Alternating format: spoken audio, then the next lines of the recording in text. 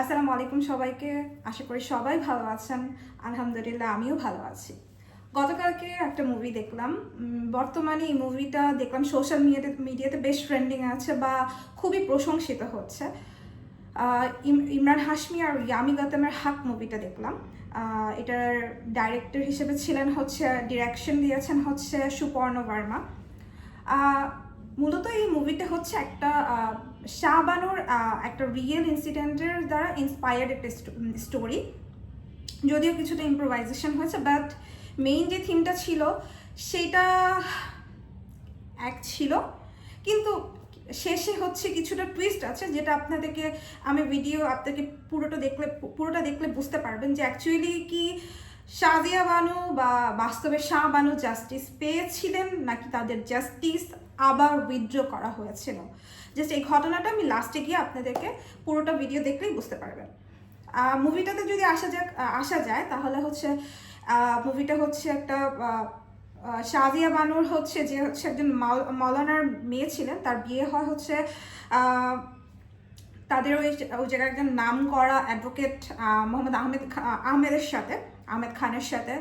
এবং তাদের প্রথম কিছুদিন অ্যাজ ইউজুয়াল সংসার খুব শান্তিতে যাচ্ছিল, সুখে যাচ্ছিল।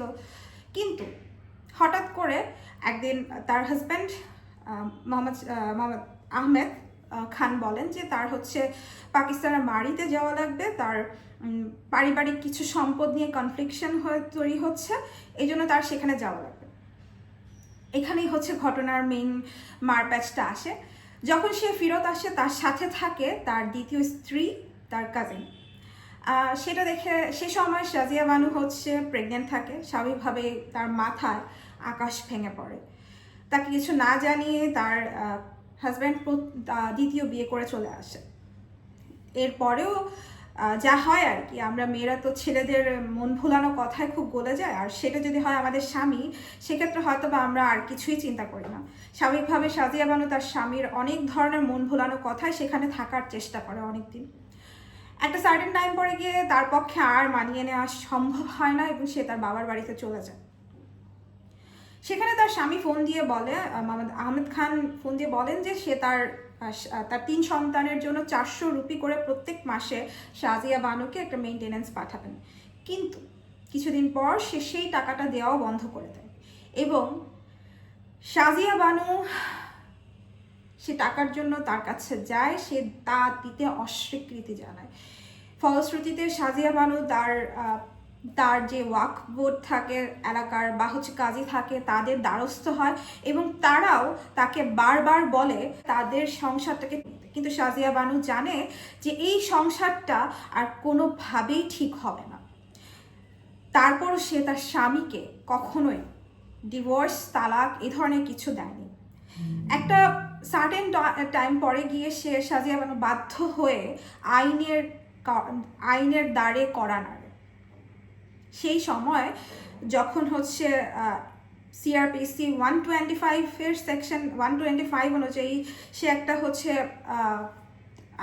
একটা কেস ফাইল করে, তখন তার যে স্বামী মোহাম্মদ আহমেদ খান প্রচণ্ড রেগে যায় এবং তাকে ডেকে তালাক দেয়। তালাকটা হচ্ছে কোনো ধরনের ডকুমেন্টের তালাক ছিল না এবং সেটা হচ্ছে 3 বার এক ধার্সে 3 বার তালাক, যেটা আমাদের মুসলিম কমিউনিটিতে সম্পূর্ণরূপে নিষিদ্ধ। কারণ আমাদের কুরআন শরীফে তালাকের একটা নির্ধারিত নিয়ম আছে যে 3টা তালাক এক মাস করে হচ্ছে আপনার একটা পিরিয়ড থাকে। মানে প্রথম তালাকের পর 1 মাস তাদের মধ্যে হচ্ছে মিলিয়ে দেওয়ার একটা চেষ্টা করা হয়, এরপরে দ্বিতীয় তালাক, এরপরে তৃতীয় তালাক, মানে সেটার একটা ট্রানজিশন পিরিয়ড আছে যে প্রথম 1 মাস করে খুব সম্ভবত একটা সময় নেওয়া হয়। কারণ পরপর 3 তালাক এক বসায়, কারণ এটা আমাদের ইসলামে নিষিদ্ধ। কারণ অনেক সময় রাগের মাথায় অনেক স্বামী তার স্ত্রীকে এই তালাকটা দিয়ে যায়, যেটা ইসলামের সম্পূর্ণরূপে নিষিদ্ধ। এই একটা জিনিস নিয়ে পরবর্তীতে হচ্ছে সাদিয়া বানু তার কোর্টে গিয়ে তার যে স্ট্রাগলটা দেখানো হয়। আলটিমেটলি মুভিতে সাদিয়া বানু তার জাস্টিস পায় এবং সাদিয়া বানু তার জীবনে এগিয়ে যায়। কিন্তু বাস্তবে সাদিয়া বানু, বাস্তবে যার নাম ছিল হচ্ছে শাহ বানু, সেই জাস্টিসটা কি পেয়েছিলেন? বা শাহবানুর জীবনে কি সাজিয়া বানুর জীবনে যা ঘটেছিল তাই ঘটেছিল? চলুন সেই ঘটনাটাই জানা যায়। শাহবানুর সাথে ইন্দোরের সে সময়কার বেশ নামজাদা অ্যাডভোকেট মোহাম্মদ আহমেদ খানের সাথে বিয়ে হয় 1932 সালে। সে সময় শাহবানুর বয়স ছিল 16 বছর। সে সময় বিয়ের পরে তাদের সংসার বেশ সুখে শান্তিতেই কাটছিল। 14 বছর তারা একসাথেই সংসার করে নির্ভেজালভাবে। 1946 সালে মোহাম্মদ আহমেদ খান তার এক কাজিনকে বিয়ে করে, যে কাজিন সম্পর্কে শাহবানুরেও কাজিন ছিলেন। 1946 সালে মোহাম্মদ আহমেদ খান হালিমা বানুকে বিয়ে করেন তাদের বিয়ের 14 বছর পর। এবং এই বিয়ের পরেও শাহবানু মোহাম্মদ আহমেদ খানের বাড়িতে দীর্ঘদিন এক ছাদের নিচেই সে তার দ্বিতীয় স্ত্রীর সাথে একসাথেই ছিলেন। 1975 সালে শাহবানুর বয়স যখন 59 বছর বয়স, তখন হচ্ছে মোহাম্মদ আহমেদ খান তাকে বলেন যে সে যেন তার 5 সন্তানকে নিয়ে তার বাড়ি থেকে চলে যায় এবং আলাদা থাকে। প্রাথমিকভাবে তাদের মধ্যে শর্ত ছিল মোহাম্মদ আহমেদ খান তাকে মাসিক 200 টাকা করে মেনটেনেন্স দিবেন। কিন্তু 1978 সালে যখন শাহবানুর বয়স 62 বছর বয়স, সে সময় গিয়ে শাহবানুকে মোহাম্মদ আহমেদ খান কোনো ধরনের মেনটেনেন্স দেওয়া বন্ধ করে দেন এবং 62 বছর বয়সী একজন বৃদ্ধাকে মোহাম্মদ আহমেদ খান তালাক দেন। এবং তিনি বলেন যে তিনি বিয়ের মোহরানার 5400 রুপি অলরেডি দিয়ে দিয়েছেন, যেহেতু তিনি 3 বছর ধরে 200 রুপি করে প্রত্যেক মাসে দিয়েছেন এবং বাকি টাকা সে হচ্ছে ক্যাশে দিয়েছেন। তাই সে মোহরানা দিতেও সে অস্বীকৃতি জানায়। ফলশ্রুতিতে শাহবানুর কিছুই করার ছিল না এবং ইন্দোরের লোকাল কোর্টে তিনি হচ্ছে CRPC 125 সেকশনের আন্ডারে মোহাম্মদ আহমেদ খানের কাছ থেকে সে তার মেনটেনেন্সটা চায়। CRPC 125 অনুযায়ী হচ্ছে স্ত্রী যদি তালাকের পর ইনকামে উপার্জন করতে অক্ষম হন অথবা দ্বিতীয় বিয়ে করতে না চান অথবা দ্বিতীয় বিয়ে করার আগ পর্যন্ত স্বামী তার সম্পূর্ণ দায়িত্ব বা খরচ বহন করবেন, সেটা যেই মাযহাবেরই হোক না কেন। 1979 সালে কোর্ট নির্দেশ দেয় মোহাম্মদ আহমেদ খানকে শাহবানুকে প্রতি মাসে 25 রুপি করে দেওয়া লাগবে। শাহবানুর এই মেনটেনেন্সের যেটা চেয়েছিলেন সেটা ছিল 500 রুপি, সেখানে তাকে মেনটেনেন্স দিতে বলা হয় মাত্র 25 রুপি করে। খুব স্বাভাবিকভাবেই শাহবানু এইটা মেনে নেননি। শাহবানু পুনরায় হচ্ছে রিভিশন পিটিশন করেন মধ্যপ্রদেশের হাইকোর্ট এরপরে রায় দেন যে মোহাম্মদ খানকে হচ্ছে শাহবানুকে 179.20 রুপি করে প্রত্যেক মাসে মেনটেনেন্স দিতে হবে। কিন্তু মোহাম্মদ আহমেদ খান এত টাকা দিতে রাজি ছিলেন না, যদিও তার প্রাথমিক শর্ত ছিল তিনি প্রত্যেক মাসে শাহবানুকে 200 রুপি করে মেনটেনেন্স দিবেন। কিন্তু তিনি পরবর্তীতে আবার সুপ্রিম কোর্টে এই রায়ের এগেনস্টে আপিল করেন এবং তিনি বলেন যে এই নির্দেশ ইসলামী শরিয়া আইনের বিরুদ্ধে। শরিয়া আইন অনুযায়ী স্ত্রীকে তালাকের পর স্বামী শুধুমাত্র ইদ্যৎকাল পর্যন্ত হচ্ছে মেনটেনেন্স দিবেন, এরপরে স্বামী আর কোনো ধরনের কোনো মেনটেনেন্স দিবেন না। স্ত্রী সে সময় খরচ বহন করবে হয় তার রিলেটিভরা অথবা তাদের যে ওয়াকফ বোর্ড আছে সেই ওয়াকফ বোর্ড হচ্ছে তাকে মান্থলি একটা খরচ তার সংসার চালানোর জন্য দিবেন। তাই তার অনুযায়ী ছিল এই আইন CRPC এবং তার আরও একটা লজিক ছিল যে CRPC 125 সেকশন হচ্ছে পার্সোনাল লর ক্ষেত্রে প্রযোজ্য নয়, সেটি হচ্ছে একটা ক্রিমিনাল ল। তো সেক্ষেত্রে তিনি বলছেন যে এই যে রায় হয়েছে সেটা তাদের ইসলামী শরিয়া আইনের সম্পূর্ণ বিরুদ্ধে এবং ইসলামী শরিয়া আইনে ভারত সরকার কোনো ধরনের হস্তক্ষেপ করতে পারবেন না। কিন্তু 1985 সালে যখন শাহবানুর বয়স হয় 69 বছর, তার সেই তার সেই স্ট্রাগল শুরু হয়েছে 62 বছর বয়সে গিয়ে, এবং তার সে ফাইনাল রায় সে যখন পায় তখন তার বয়স হয়েছে 69 বছর। 7 বছর তার জীবন থেকে চলে গিয়েছে। 1985 সালে সুপ্রিম কোর্ট রায় দেয় যে সিআরপিসি 125-এর সাথে ইসলামী শরিয়া আইনের কোনো ধরনের কোনো কনফ্লিক্ট নেই, কারণ ইসলামী শরিয়া আইন অনুযায়ী, শরিয়া আইন বা স্বয়ং কোরআন শরীফে উল্লেখিত আছে যে নারী যদি উপার্জনে অক্ষম হয় তাহলে তাকে হচ্ছে এবং সে দ্বিতীয় বিয়ে না করার আগ পর্যন্ত স্বামীকে, তার স্ত্রীকে তালাক দেওয়ার পরেও তার খরচ বহন করতে হবে। সেই কারণে সিআরপিসি 125 সেকশনের সাথে ইসলামী শরিয়া আইনের কোনো ধরনের কোনো বিরোধ নেই। এবং 1985 সালে গিয়ে শাহবানু তার জাস্টিস ফিরে পায়। তাকে শরিয়া আইন অনুযায়ী বা ইন্ডিয়ান আইন অনুযায়ী তাকে তার স্বামীকে খরচ বহন করতে বলার জন্য বলা হয়েছিল। কিন্তু এখানে একটা কিন্তু রয়ে গেছে। যদিও সে সময় এই বিজয়টা ছিল ইসলামের নারীদের একটা বিশাল বিজয় ছিল, কিন্তু এই রায় দেওয়ার পর সারা ভারতবর্ষের মুসলিম সমাজ ক্ষোভে ফেটে পড়ে। মানে তারা এই রায় কোনোভাবেই মেনে নেয় না। সারা ভারতবর্ষের অনেক জায়গায় দাঙ্গা ছড়িয়ে পড়ে এবং শাহবানুর উপর প্রচণ্ড অত্যাচার শুরু হয়, তার বাড়িতে হামলা শুরু হয় এবং শাহবানু বাধ্য হয়ে একটি মাদ্রাসাতে বাঁচার জন্য আশ্রয় নেন। এই রায়ের পর অল ইন্ডিয়া মুসলিম পার্সোনাল ল বোর্ড বলেন যে সুপ্রিম কোর্ট কুরআনের তাফসির ভুলভাবে করেছেন, তারা শরিয়া আইনে হস্তক্ষেপ করছেন এবং মুসলিমদের ওপর হামলা চালাচ্ছেন। স্বাভাবিকভাবেই কংগ্রেস সে সময় ক্ষমতায় ছিলেন এবং কংগ্রেসের একটা স্বাভাবিকভাবে রাজীব গান্ধী তার বিশাল এই মুসলিম ভোট ব্যাংককে হারাতে চাননি।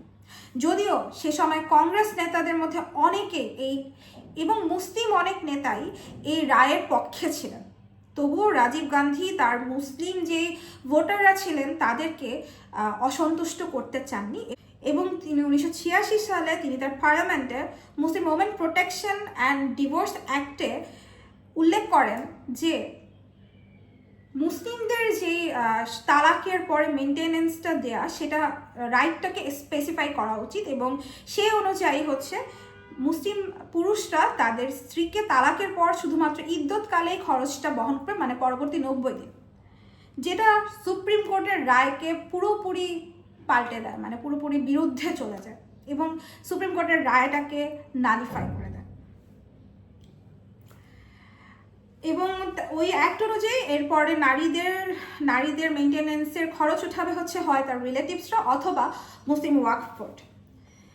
যাই হোক, 2001 সালে এর মধ্যে 1991 সালে গিয়ে শাহবানু ব্রেইন হ্যামারেজে মারা যান এবং তিনি এরপরে যখন এই 1986 সালে একটা পাস হয়, তিনি আর সামনে আর তার সাথে হয়ে যাওয়া ইনসিডেন্টটা নিয়ে আর কোনো ধরনের কোনো স্টেপ নেয়নি, কারণ সে সময় তিনি ভয় পেয়ে গিয়েছিলেন। খুব স্বাভাবিকভাবে সেই সময়ে দাঁড়িয়ে এত বড় একটা স্টেপ উনি নিয়েছিলেন এবং মুসলিম নারীদের জন্য এত বড় বিজয় উনি ছিনিয়ে এনেছিলেন। তারপরও তার সেই বয়সে গিয়ে যখন সে এত হুমকির সম্মুখে পড়লেন, তাকে কাফির, মুরতাদ, অনেক ধরনের বিশেষণ তার নামের সাথে এঁটে দেওয়া হলো, তিনি আর ভয়ে আর সামনে এগোতে চাইলেন না। কিন্তু তার সেই সময়ে বসে একজন 79 বছর বা 62 বছর বয়সী একজন বৃদ্ধ মহিলা যখন এতটা স্টেপ নেয়, সেটা আসলে আমাদের জন্য কিন্তু অনেক বেশি ইন্সপায়ারিং। এরপর 1991 সালে শাহবানু ব্রেইন হ্যামারেজে মৃত্যুবরণ করেন। 2001 সালে গিয়ে ড্যানিয়েল লতিফি হচ্ছে এই সরকারি অ্যাক্টের বিরুদ্ধে চ্যালেঞ্জ করে এবং ফাইনালি 2019 সালে গিয়ে ইন্ডিয়ায় এটা পাস করা হয় যে 3 তালাক ইন্ডিয়ায় নিষিদ্ধ করা হয় এবং শাহবানু 2019 সালে গিয়ে তার জাস্টিসটা তিনি ফাইনালি পান। এর দ্বারা একটা কথা অবশ্যই বলতে পারবো যে justice can be delayed but justice can not be denied. এটা আমাদের সবার মাথায় ঢুকিয়ে রাখা উচিত। কিন্তু এই ঘটনার কিন্তু খুব বাজে একটা ইম্প্যাক্ট পড়েছিল। বাজে একটা ইম্প্যাক্ট কেন বলছি, আমাদের মুসলিমদের কাছে কিন্তু বাবরি মসজিদটা খুব আলোচিত সমালোচিত একটা বিষয় ছিল। কারণ হচ্ছে বাবরি মসজিদটাকে যেহেতু অলরেডি রাজীব গান্ধী মুসলিম সমাজটাকে সন্তুষ্ট করার জন্য সে সময় শাহবানু ভার্সেস মোহাম্মদ আহমেদ খানের যে কেসটা চলছিল সেটার এগেনস্টে 1986 সালে একটা অ্যাক্ট পাস করেন। সে সময় হিন্দু যারা ছিলেন তারা বলেন এটা হচ্ছে মুসলিম অ্যাপিজিং একটা স্টেপ ছিল, এবং হিন্দুরা তার উপর প্রচণ্ড রেগে যায় এবং স্বাভাবিকভাবে কংগ্রেসের বিরুদ্ধে অনেকে চলে যায়। ফলশ্রুতিতে রাজীব গান্ধী হিন্দুদেরকে তার হিন্দু ভোট ব্যাংক যেন না হারায় সে কারণে হচ্ছে তিনি বাবরি মসজিদটা হচ্ছে উন্মুক্ত করে দেন, যেটা হচ্ছে এর আগের রেস্ট্রিক্টেড ছিল। যে বাবরি মসজিদটা রাম মন্দির, হিন্দুদের অনেকের দাবি যে বাবরি মসজিদ মূলত হচ্ছে একটা রাম মন্দিরের উপরে বাবরি মসজিদ করা হয়েছে। যাই হোক, সেই বাবরি মসজিদটা উন্মুক্ত করে দেওয়া হয়, যেটার ফলশ্রুতিতে মানে তীব্র হিন্দুত্ববাদের কারণে 1992 সালে গিয়ে বাবরি মসজিদটাকে ভেঙে ফেলা হয় এবং প্রচণ্ড পরিমাণে দাঙ্গা ছড়িয়ে যায় এবং 2000-এর উপরে মানুষ মারা যায় এই দাঙ্গায়। এই ঘটনাটা কিন্তু ওই শাহবানুর যে একটা ঘটনা ছিল সেটারই ফলশ্রুতিতে হয়েছিল। শাহবানুর ঘটনাটা কিন্তু শুধু শাহবানুতেই সীমাবদ্ধ ছিল না, সেটার পরবর্তীতে ফলশ্রুতি স্বরূপই কিন্তু এই ঘটনাটা ঘটেছিল। মানে একটা ঘটনা থেকে কত বড় ঘটনা ঘটতে পারে সেটা কিন্তু একটা প্রমাণ। যাই হোক, 2019 সালে গিয়ে শাহবানু তার জাস্টিস পায়। অবশ্যই এটা আমাদের মুসলিম নারীদের জন্য অনেক বড় একটা বিজয় ছিল। এবং ওই যে বললাম যে justice can be delayed but justice can not be denied. Justice হবে টুডে অর টুমরো। হয়তো বা শাহবানু দেখে যেতে পারেন। ঘটনার পরিপ্রেক্ষিতে আরও একটি ঘটনা বলতে চাই। গতকালকেই আমাদের দেশে হচ্ছে আরও একটি রায় প্রকাশ করা হয়েছে যে মুসলিম পুরুষদের নাকি যদি আরবিট্রেশন কাউন্সিল পারমিশন দেয় তাহলে দ্বিতীয় বিয়ে করতে প্রথম স্ত্রীর অনুমতির প্রয়োজন নেই। এটা অনেক বেশি কন্ট্রোভার্সিয়াল একটা ল, কারণ হচ্ছে হ্যাঁ, ইসলামে খুব স্ট্রিক্টলি বলা নেই যে প্রথম বউয়ের স্ত্রীর পারমিশন নিতেই হবে, কিন্তু ইটস হাইলি রেকমেন্ড। সূরা আন-নিসাতেই বলা আছে যদি কেউ দ্বিধান্বিত থাকে যে সে তার পরবর্তী স্ত্রীদেরকে সে জাস্টিস করতে পারবে না, সে ইনসাফ করতে পারবে না, তাহলে সে যেন একটাই বিয়ে করে। আমাদের সোসাইটিতে আমাদের পুরুষদের যে মানসিক গঠন, তারা কি আসলেই জাস্টিস করতে পারে? আর তারা কি দ্বিতীয় বিয়ে, ইসলাম যেখানে যেখানে বিয়েগুলোকে জায়েজ করা হয়েছে সেই সব ক্ষেত্রে করে? আমি শুধু বলতে চাই যে কুরআন শরীফে বলা হয়েছে পুরুষরা হচ্ছে নারীদের রক্ষক, সেখানে আমাদের সমাজে পুরুষরাই নারীদের ভক্ষক হয়ে যায়। আর সেখানে রাষ্ট্রযন্ত্র যদি এই ধরনের রায় দেয় যেটা পুরোপুরি নারীদের অধিকারকে খর্ব করছে, আমি জানি না ভবিষ্যতে আমাদের দেশের নারীদেরকে আবার পুনরায় সে শাহবানুর মতো এই ধরনের ঘটনার মধ্যে দিয়ে যেতে হবে কিনা। জাস্টিসের জন্য তারা সারা জীবন অপেক্ষা করবে, কিন্তু শেষ পর্যন্ত তারা জাস্টিস দেখে যেতে পারবে না। আমি জানি না আমি জানি না শেষ বয়সে গিয়ে এরকম 62 বছর বয়সী কোনো নারীর মাথার উপর থেকে ছাদ চলে যাবে কিনা। হতেই পারে, কারণ সে তো জানেই না, তার তো পারমিশনের প্রয়োজন নেই। নারীদের অধিকারকে, যে নারীরা অলরেডি অনেক বেশি শোষিত নিপীড়িত আমাদের সোসাইটিতে, সেখানে নারীদেরকে আরও শোষণ করার একটা যন্ত্র যখন খোদ রাষ্ট্র থেকে প্রোভাইড করা হয়, সেখানে নারীরা কতটা নিরাপদ, এটা আমাদের এখন আসলে সময়ের প্রশ্ন। আমি জানি আমাদের কথায় কিচ্ছু চেঞ্জ হবে না, কিচ্ছু যাবে আসবে না, কারো কিছুই যাবে আসবে না, কিন্তু আমি আশা করব রাষ্ট্রযন্ত্র যেন খোদ নিজেই একটা নারী শোষণের যন্ত্রতে পরিণত না হয়। আমাদের দেশে পুরুষরা খুব বেশি নারীদেরকে শোষণ করে এবং রাষ্ট্র আজকের সময়ে এসে পুরুষদের সেই শোষণকে আরও ইন্সপায়ার করে দিল। আমি গতকালকের এই রায় দেখে মানে আমি নিজে স্তম্ভিত হয়ে গিয়েছিলাম যে এরকম একটা রায় কিভাবে প্রকাশিত হতে পারে। আমাদের মতো একটা আমাদের দেশে ম্যাক্সিমাম মানুষ সেকুলার, আমরা সবাই মুসলিম পন্থী, আমরা অনেক বেশি ইসলামকে ভয় করি এবং আমরা সবাই প্র্যাকটিসিং মুসলিম, কিন্তু আমরা সেকুলারিজমেও কিছুটা বিশ্বাসী। সেরকম একটা দেশে দাঁড়িয়ে যখন এই রায়টা প্রকাশ করা হয় তখন নারীদের অধিকার কোন পর্যায়ে যাবে সেটা কিছুটা হলেও হয়তো বা আন্দাজ করা যায়। যাই হোক,